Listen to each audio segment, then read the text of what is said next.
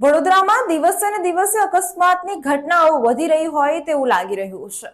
આજે સવારે નટુભાઈ સર્કલ પાસે 8 વાગ્યાથી 9 વાગ્યાની આસપાસની અંદર એક ખાનગી લક્ઝરી બસ ના ડ્રાઈવરે સ્ટીયરિંગ પરનો કાબુ ગુમાવતા ટ્રાફિક સિગ્નલના પોલ સાથે અથડાઈ હતી અને પોલ તૂટી પડ્યો હતો। સદનસીબે આ ઘટનામાં કોઈ જાનહાનિ થવા પામી નથી। પોલીસને ઘટનાની જાણ થતાની સાથે જ પોલીસ ઘટના સ્થળ પર દોડી આવી હતી। આ સમગ્ર મામલે લક્ઝરી બસના ચાલકે મૌન સાધી લીધું છે। વડોદરા શહેરમાં હાલ વરસાદી માહોલના કારણે અકસ્માતના બનાવોમાં પણ નોંધપાત્ર વધારો જોવા મળી રહ્યો છે।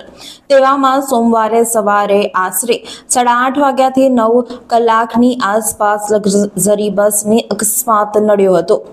શ્રીજી કૃપા નામની ખાનગી લક્ઝરી બસ નટુભાઈ સર્કલ પાસેથી પસાર થઈ રહી હતી। તે સમયગાળા દરમિયાન અચાનક તે નટુભાઈ સર્કલ પાસે રાખેલા ટ્રાફિક સિગ્નલ સાથે ભટકાઈ હતી।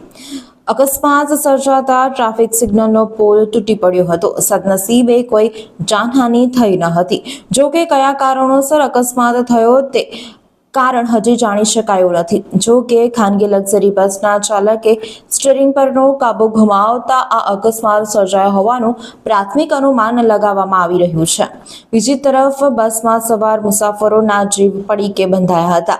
જ્યારે અકસ્માતને પગલે સ્થાનિક પોલીસ ઘટના સ્થળ પર દોડી આવી હતી અને આગળની કાર્યવાહી હાથ ધરી હતી।